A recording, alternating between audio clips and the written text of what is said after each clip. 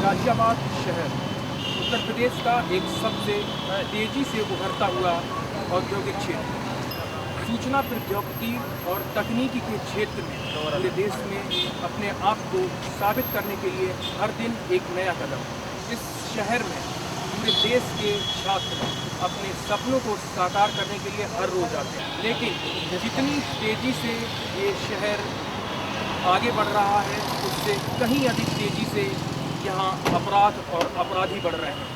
हर रोज़ एक नए अपराध करने का एक नया तरीका निकाल रहे हैं, लेकिन जहाँ चाह है वहाँ राह है, जहाँ रावण है वहाँ राम है।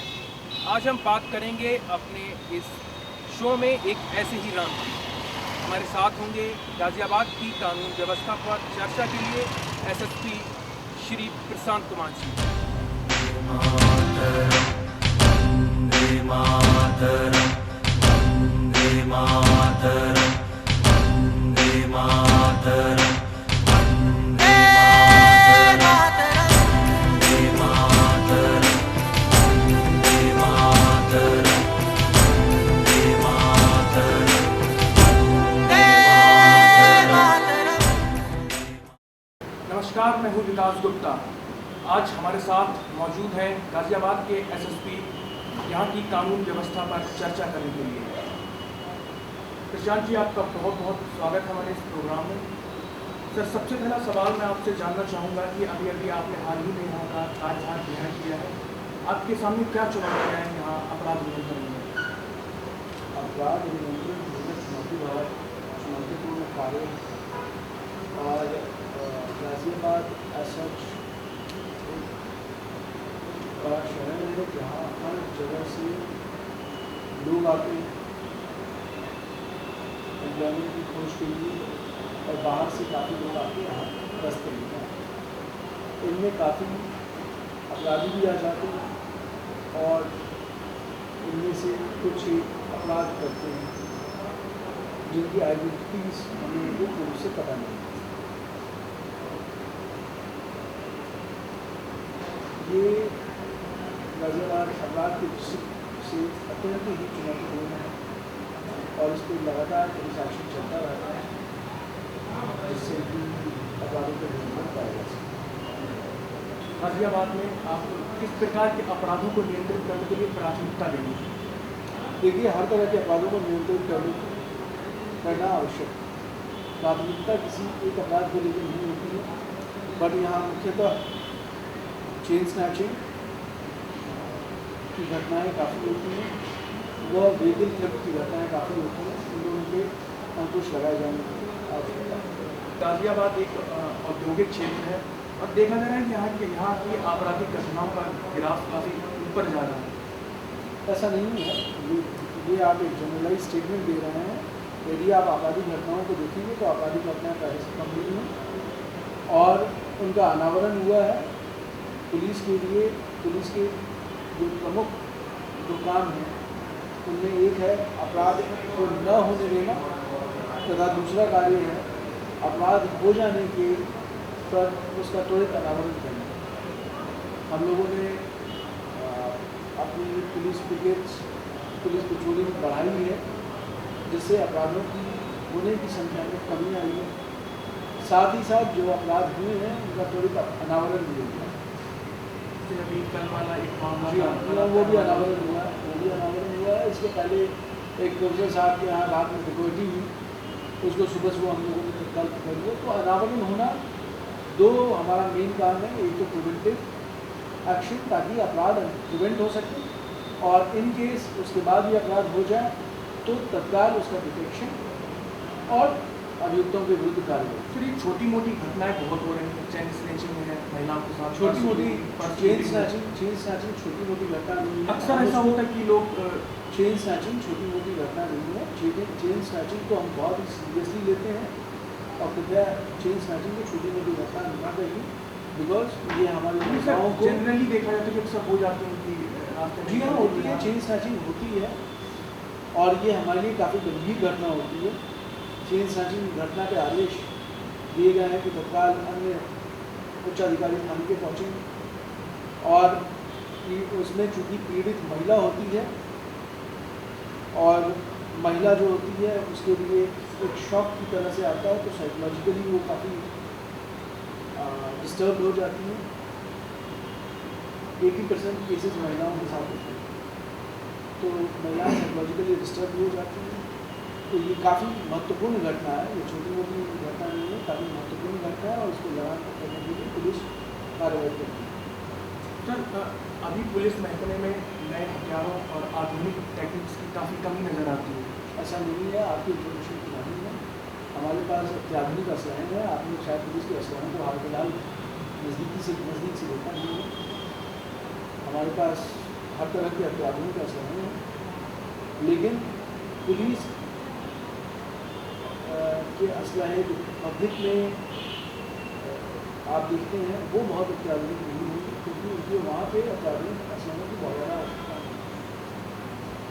सर, एक सबसे अहम सवाल है, लोगों में ये अवधारणा बन गई है कि जो नई सरकार बनी है इसके कार्यकर्ताओं द्वारा कुछ पिछली घटनाएं ऐसी की गई हैं, तो लोगों में ये अवधारणा बन चुकी है कि प्रदेश में गुंडा राज है। ये आपकी अवधारणा ये आपकी अवधारणा एकदम गलत है। और जो भी अभियुक्त होता है, चाहे कोई भी अभियुक्त होता है, उसके विरुद्ध कार्रवाई की जाती है। जो भी लॉ तोड़ता है उसके खिलाफ कार्रवाई की जाती है। ये आपकी अवधारणा गलत है, और जो आपने प्रश्न किया है अपने आप में ही एक बायस्ड प्रश्न। फिर एक सवाल और कि गाजियाबाद और पास में ही सटा नोएडा उत्तर प्रदेश के सबसे उभरते हुए IT हब है, लेकिन यहाँ साइबर क्राइम से संबंधित अभी कोई भी सेल स्थापित नहीं की गई है। देखिए, नई टेक्नोलॉजीज़ का समावेश होने में समय लगता है। साइबर क्राइम एक नया तरह का अपराध है, और साइबर क्राइम इन्वेस्टिगेशन पूरी इंडिया में जो स्टेटस है उसके हिसाब से हमारी उत्तर प्रदेश की स्थिति अच्छी है। हम लोग साइबर क्राइम के मुकदमे दर्ज कर रहे हैं। हमारे यहाँ साइबर क्राइम चूँकि केसेस भी कम होते हैं या कम रिपोर्ट होते हैं, तो साइबर क्राइम के बारे में धीरे धीरे सेंसिटाइज करना पड़ेगा। और सिर्फ सेंसिटाइजेशन से साइबर क्राइम काम नहीं चलेगा ना। ये हाई टेक्नोलॉजी क्राइम है, जिसमें कि हमारे जो इन्वेस्टिगेटर्स होंगे उनको साइबर क्राइम का बहुत अच्छा आइडिया होना चाहिए, साथ में भी कंप्यूटर एक्सपर्ट भी होना चाहिए। क्या अभी कोई प्रयास किए जा रहे हैं गाजियाबाद पुलिस की तरफ से? गाजियाबाद पुलिस स्पेसिफिकली पर से हम बोलें तो हम लोग अपने लोगों को कंप्यूटर में ट्रेनिंग कर रहे हैं। हमारे पास काफ़ी कंप्यूटर ट्रेनिंग लोग हैं, और लेकिन साइबर क्राइम में और भी चीज़ें, और भी इंट्रिकसीज इन्वॉल्व होती हैं, जो सिर्फ कंप्यूटर ट्रेन व्यक्ति से काम नहीं चल रहा है। तो उसमें आपको साइबर क्राइम के बारे में पता होना चाहिए, साइबर फोरेंसिक के बारे में पता होना चाहिए, साइबर लॉज और साइबर जो नेटवर्क है उसके बारे में पता होना चाहिए, नेटवर्किंग के बारे में पता होना चाहिए। तो बहुत ऐसी चीज़ें हैं जिसके बारे में हम लोगों को सेंसिटाइज करना है, लोगों को जानकारियाँ देनी है, उनको नए तरीके से सिखाया जाए। सर, एक सबसे बड़ा सवाल ये है कि बेहतर पुलिसिंग की जो व्यवस्था है उसके रास्ते में राजनीतिक दबाव क्या सबसे बड़ा? देश नो राजनीतिक दबाव, किसी भी तरीके का कोई राजनीतिक दबाव किसी भी व्यवस्था में, देखिए व्यवस्था में आप किसी भी व्यवस्था में हर व्यक्ति अपनी जायज़ बात कर सकता है और उसकी बात सुनी जाती है, और जो भी जायज़ चीज़ें होती हैं वो सुनी जाती हैं। किसी प्रकार का कोई राजनीतिक दबाव ये अक्सर देखा जाता है कि पुलिस को जो सत्तारूढ़ पार्टी होती है उसके दबाव में आके काम करना पड़ता है। आपने कहीं स्वयं देखा हो बताइए?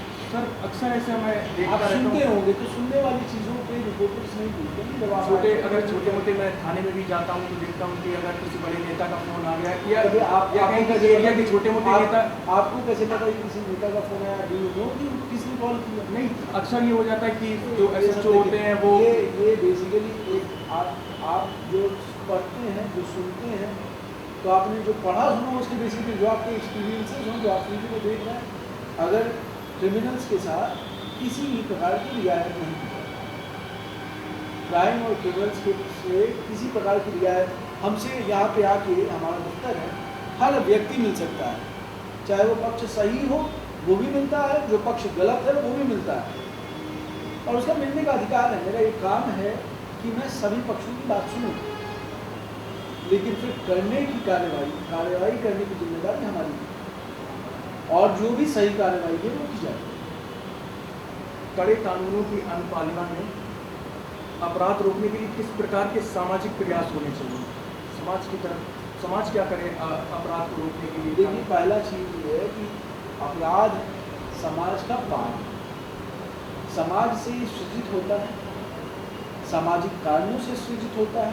अब एग्जाम्पल के रूप में डाउरी समाज के लिए कोड के समान, डाउरी प्रिवेंशन एक्ट बना हुआ है, लेकिन उसके बाद भी आज भी डाउरी बढ़ रहा है, दिन पर दिन बढ़ता चला जा रहा है। सामाजिक व्यवस्था में के कारण और अन्य कारणों के कारण बहुत सारे अपराध, हम लोग अपने बच्चों को कैरेक्टर सही नहीं देते, हम लोग उनको सही बातें, मोरल कंडक्ट सिखाते नहीं, जिसके कारण बाद में चलिए वो अपराध में लिप्त हो जाते हैं। अगर सही तरीके से समाज और परिवार अपने बच्चों को शुरुआत से सही मोरल कंडक्ट दे तो कोई अपराधी नहीं बनेगा। कोई अपराधी बनना, कोई अपराधी बन के पैदा नहीं होगा। सामाजिक कारणों से समाज में बढ़ते रहते, समाज में गलत संगति के कारण वो अपराधी। मतलब समाज को खुद में सुधारना होगा तभी आपको। नहीं, समाज ये हम सब लोगों को अपने बच्चों पर दिया, सभी हमारे बच्चे, जो अपराधी है वो भी हमारे ही हैं, वो भी इस देश के उतने ही बड़े सिटीजन हैं, तो उनको सुधारने का काम भी हमारा ही है। जितना जुडिशियल सिस्टम है और पुलिस सिस्टम है, और एक तो सजा देने के लिए साथ में करेक्शनल मेजर्स लेने जरूरी है, ताकि हम आगे कोई अपराधी न बने। जो अपराधी बन गए हैं उनकी मानसिकता में सुधार हो जाए, क्योंकि समाज की रिस्पॉन्सिबिलिटी भी है, पुलिस की भी रिस्पॉन्सिबिलिटी है, सब लोगों की, हम सभी की रिस्पॉन्सिबिलिटी। तो क्या आप ये बताना चाहेंगे इससे पहले आप कहाँ थे और आपने कहाँ क्या प्रयास किया अपराध नियंत्रण करने के लिए? देखिए, हम लोग पुलिस में हर जगह जहाँ भी होते हैं, हर व्यक्ति पुलिस वाला अपने तरीके से, अपने पद के अनुसार से, जिस पद पे वो अपराधों की ही या तो छानबीन करता है, या वो अपराध रोकने के लिए प्रयासरत होता है, या वो अपराधों के बारे में इंटेलिजेंस गैदर कर रहा होता है। तो इसके पूर्व मैं अन्य काफ़ी जगहों पर रहा हूँ, वहाँ विभिन्न प्रकार के अपराध अलग अलग तरीके की जगहों पर अलग अलग तरीके की चीज़ें पुलिस डिपार्टमेंट। तो यहाँ से पहले कहाँ थे सर? यहाँ आने के पहले मैं 2 महीने घूमा हूँ। सर एक सबसे आपके पास मैं सवाल, इंडियन पुलिस सर्विस में जब से आप आए हैं तब से अब तक का आपका सफ़र कैसा रहा? या कोई ऐसा वाक़या जो आपके लिए सबसे यादगार रहा? ये लंबे सवाल है, इसके लिए तो कोई एक छोटा सा वाक़या? इसके लिए कोई बहुत नो शॉर्टकट, मतलब 12 साल 15 साल तो समय को आप एक सवाल में ही डाल सकते हैं। ये व्यक्तिगत सवाल है। प्रशांत जी, आप हमारे साथ आए, आप हमसे गाजियाबाद की कानून व्यवस्था पर चर्चा की, इसके लिए आपका बहुत बहुत धन्यवाद। दर्शकों, अभी हमने बात की एसएसपी गाजियाबाद से वहाँ की कानून व्यवस्था पर। तो दर्शकों, हमें ये खुद समझना होगा कि हम अपनी सुरक्षा के प्रति कितने जिम्मेदार हैं, और गाजियाबाद पुलिस हमेशा आपकी सुरक्षा के लिए आपके साथ है। मिलते हैं अगले हफ्ते किसी और एक नई शख्सियत के साथ। तब तक के लिए नमस्कार, अलविदा।